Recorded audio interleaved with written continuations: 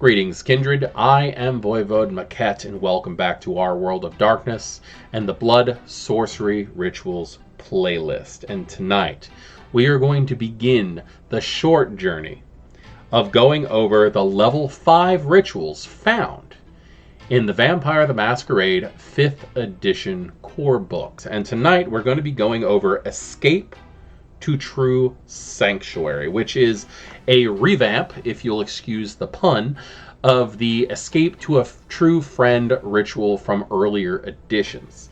This is a very popular ritual, in my opinion, from playing with other people in LARP settings and the like. And I also found that Walk the Abyss was also a ritual that kind of reminds me of this one, from the old Vampire the Masquerade Redemption video game made years ago, where you could actually just retreat to your haven whenever you felt the need and were overwhelmed by enemies in some type of fight. The book states, by preparing 2 mystic circles in an arduous ritual, the caster can instantly travel from one to the other. The journey is one way, and the caster must designate one circle for departure while the arrival circle serves as an exit. So this is something that must be set up in advance. If you stop and think about it, you have to perform 2 circles. I'm a little interested in seeing what the system is going to state in this, simply because I know how mean of a storyteller I am.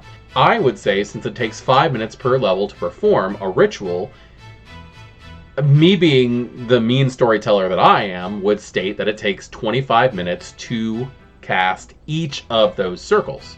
So it would take 50 minutes in total to do this, not counting travel time, to get from point A to point B. This is something that I could see that, like, if the Keeper of Elysium was a Tremere, the Tremere having permission to create these somewhere hidden in Elysium so they can get back to the Chantry when they need to. Or like if the maybe a War Master of the city happened to be a Tremere, that they would actually have it reversed so that they get from the Chantry to the Elysium in case of an emergency kind of situation. The ingredients to enact this ritual is 2 charred circles of approximately a meter in diameter. So it basically just says that you need to have these, and the circles are charred. That's really all it says on this one. I could definitely see somebody drawing it out with a flammable liquid and then lighting it. That would also work. And then having the charred circle that's on the floor be the thing that is the ritual component. The process states, the caster burns the circle into the ground or floor with an open flame, then consecrates each circle. Consecration requires 2 hours of chanting per night and 2 rouse checks for 3 consecutive nights. In total, the ritual takes 12 rouse checks worth of blood from the caster. Apparently I was wrong. I'm not a mean storyteller. I just think I'm a mean storyteller because this is pretty freaking brutal when it comes to time restraints. Damn. 12 rouse checks. 3 consecutive nights.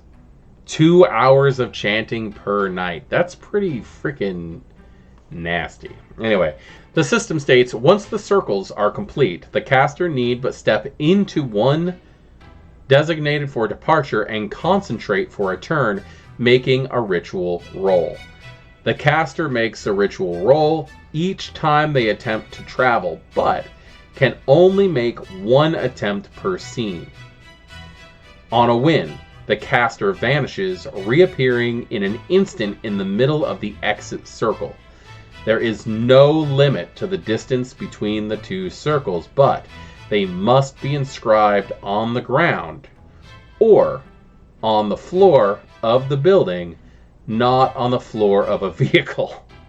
That would be hilarious. The caster can transport 1 person or objects totaling roughly human mass with them, damaging Either circle ruins the ritual completely and renders both circles inert. A vampire can only have one pair of these circles functional at any given time. That is pretty interesting. So, in my thought process, it basically states that it only works for that person. It doesn't say that specifically, but like it kind of suggests that when it says that a vampire can only have one functional at any given time. My mind instantly went to the idea of, okay, so these are your exit doors and these are your entrance doors, and then like you just come and go as you please. But like there are so much more limitations to this, and I want to know if you storytellers out there would hold to those limitations, that it only works for one vampire. So like you can't have, oh, the left one enters Elysium, the right one is receiving from Elysium. Like you'd actually have to like have more than one set if that was the case, and you can't. So it's really only a one-way trip. I'm just interested to know what people think about this, because this one has a lot more limitations than I thought. Thank you for joining me in this review of Escape to True Sanctuary. I am Voivode Maquette, and this has been another look into rituals found in the core book of Vampire the Masquerade 5th edition. Class dismissed.